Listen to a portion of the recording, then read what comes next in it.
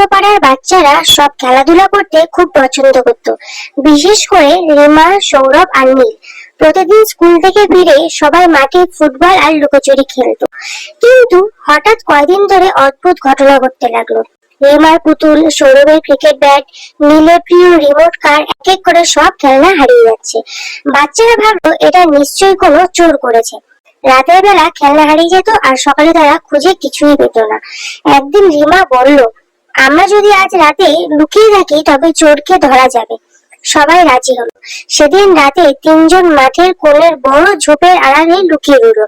চাঁদের আলোতে মাঠ অল্প অল্প দেখা যাচ্ছিল। হঠাৎ তারা দেখলো একটা ছোট্ট ছায়া চুপিসারে মাঠে ঢুকছে। সে সোজা গিয়ে রিমার পুতুলটা তুলে নিল। সৌরভ ফিসফিস করে বলল, চল ধর। তারা দৌড়ে গেল আর ছায়াটাকে ধরে ফেললো। কিন্তু ধরা পড়ে কে জানো? একটা ছোট্ট বানর। বানরটা বাচ্চাদের দেখে ভয় পেয়ে গেল। তার হাতে রিমার পুতুল, পিঠে ঝুলছে একটা পুরনো কাপড়ের থলে, থলের ভেতর সব হারিয়ে যাওয়া খেলনা রাখা। নীল হেসে বলল, আরে এটা তো খেলনা চোর নয়, খেলনা পাগল বানর।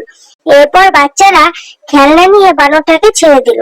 বানরটা আবার লাফিয়ে জঙ্গলে চলে গেল। সেদিন থেকে আর কোনো খেলনা হারালো না। অন্য পাড়ার বাচ্চারা এই ঘটনার নাম দিল খেলনা চোরের রহস্য।